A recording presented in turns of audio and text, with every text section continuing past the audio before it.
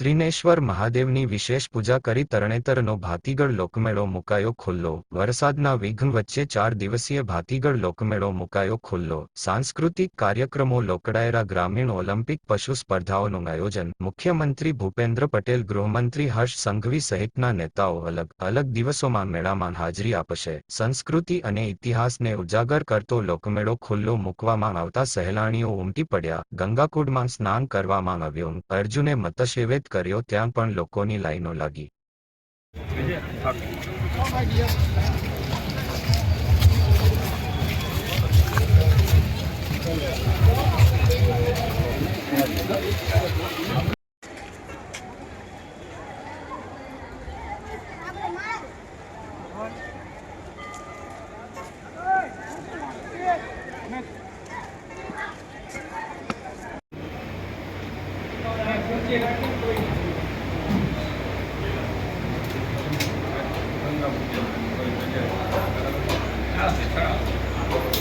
આરોગ્ય ટીમ સાહેબને સન્માનિત કરશે.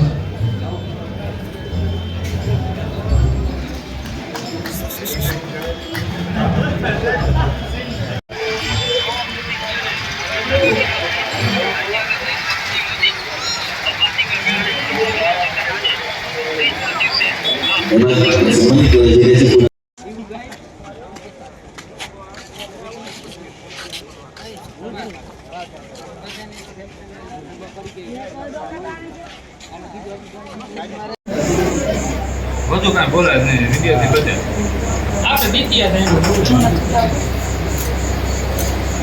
થાય ધ્યાન પૂર્ણ લઈ લો બધા બીજું કઈ માવેલ છે. તરણેતર મેળાનો શુભારંભ થઈ રહ્યો છે અને ખાસ કરીને આજે જે છે એ મહાદેવની પૂજા કરીને આપણે આ મેળાનો શુભારંભ કરવા જઈ રહ્યા છીએ.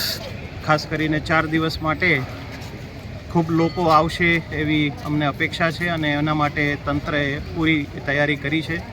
ખાસ અમારી અપીલ છે કે પ્લાસ્ટિકનો ઓછામાં ઓછો ઉપયોગ થાય અને ખાસ કરીને કોઈ દોડાદોડી ન કરે.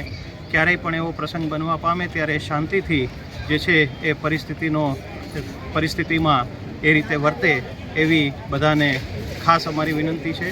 બધી જ વ્યવસ્થા તંત્રએ કરી છે એટલે પોલીસ, આરોગ્ય અને બાકીની જે વ્યવસ્થાઓ છે એનો પૂરો ઉપયોગ પણ જે છે થાય. અહીંયા ઘણા બધા પ્રદર્શનો પણ રાખ્યા છે, એ પ્રદર્શનોનો પણ લોકો ખાસ લાભ લે. તરણેતરના મેળા જે છે એની અમારી એક જૂની પ્રથા અને જૂની જવાબદારી એ છે કે પહેલા દિવસે જે તરણેતરના ત્રિનેશ્વર મહાદેવ મંદિરના અમને પૂજા અને ધજાવિધિ કરવાનું ઠાકોર સાહેબ મૂડી વતી અમે જે ઘણા વર્ષોથી આ જવાબદારી બજાવી છે. આજે અમે ગૌરવ મહેસૂસ કરીએ છીએ કે આ વર્ષે પણ એ જ રીતની અને એ જ પ્રથા પ્રમાણે અમે એનું આયોજન કર્યું છે. આજે આપણે ધજાવિધિ હમણાં પતી છે અને ધજાવિધિ પત્યા પછી અને મહાદેવજીની પૂજા કર્યા પછી તરણેતર મેળાનું ઉદ્ઘાટન થાય છે. અને હું સૌને જે આ મેળામાં આવ્યા છે બધાને શુભકામનાઓ આપું છું અને મેળાનો પૂરો એનો લાભ લે અને મેળામાં મજા કરે. પણ એક ચીજ હું જરૂર આપ સૌને વિનંતી કરીશ કે મહાદેવજીના દર્શન અને મહાદેવજીના આશીર્વાદ જરૂર લેજો.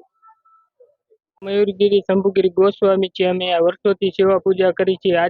આજે ત્રીજનો દિવસ છે અને શિવ ત્રિનેત્રેશ્વર મહાદેવનું પૂજન અર્ચન કરી, ગંગા પૂજન કરી અને આજે મેળાને ખુલ્લો મૂકવામાં આવ્યું છે અને આવતીકાલે ચોથ છે એટલે ચોથની પણ 52 ગજની ધજા પાળિયાથી ચડાવવામાં આવશે અને પરમ દિવસે કરણસિંહજીના દીકરા દ્વારા પાંચમની ધજા ચડાવવામાં આવશે અને પાંચમનું અનેરું માધ્યમ છે.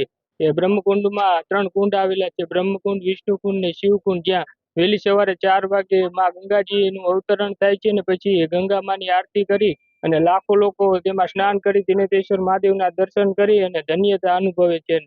આ મેળાની શું વિશેષતા છે? આ મેળાની એ વિશેષતા છે કે આ વર્ષો જૂનો જે ઋષિઓની પરંપરા મુજબ પેલા ઋષિઓ દ્વારા મેળો કરવામાં આવતો હતો, તે પરંપરા દ્વારા એમને મેળાની ચાલુ પાંચમનું બહુ વિશેષ માધ્યમ છે. અને જે દ્રૌપદીનો સ્વયંવર થયેલો તે પણ આ જગ્યાએ થયેલો અને ત્રિનેત્રેશ્વર મહાદેવ જે વિષ્ણુ ભગવાને કમળ પૂજા અહીંયા કરતા. એવું નિયમ હતું વિષ્ણુ ભગવાનને કે 1008 કમળ પુષ્પ ચડાવી પૂજા કરી અને જમવાનો નિયમ હતો. તેથી ભગવાન વિષ્ણુને ભક્તિનું અભિમાન આવતા શિવજીએ તેની પરીક્ષા કરી કે 1008 પુષ્પમાંથી શિવજીએ પુષ્પ અદૃશ્ય કરી દીધું. એટલે વિષ્ણુ મૂંઝાણા અને પોતાનું કહેવા લાગ્યા ઋષિઓને કે હવે મારે આનું શું કરવું નિરાકરણ માટે. ત્યારે ઋષિઓએ કીધું કે એક આપણી જમણું નેત્ર રહ્યું ઈ કમળ સ્વરૂપ ગણાય, તે શિવાલય ઉપર ચડાઈ દો તો તમારી પૂજા પૂર્ણ કહેવાય. ત્યારે વિષ્ણુ ભગવાને પોતાનું જમણું નેત્ર શિવાલય ઉપર ચડાવ્યું અને ત્યારે શિવલિંગમાંથી ત્રિનેત્રેશ્વર મહાદેવ પ્રગટ થયા. અને જે વિષ્ણુ ભગવાનનું નેત્ર હતું શિવે કપાળે લગાવ્યું એ ઉપર ત્રિનેત્રેશ્વર મહાદેવ કહેવાણા. અને બીજી વખત કણવર ઋષિ દ્વારા પ્રગટ થયેલા અને કપિલા શેઠનો 3જા વર્ષે મેળો આવે છે. તેથી ગંગાજી કુંડમાં પ્રગટ થાય છે અને લાખો લોકો કુંડમાં સ્નાન કરી અને ત્રિનેત્રેશ્વર મહાદેવના દર્શન કરી 52 ગજની ધજાના દર્શન કરીને ધન્યતા અનુભવે છે.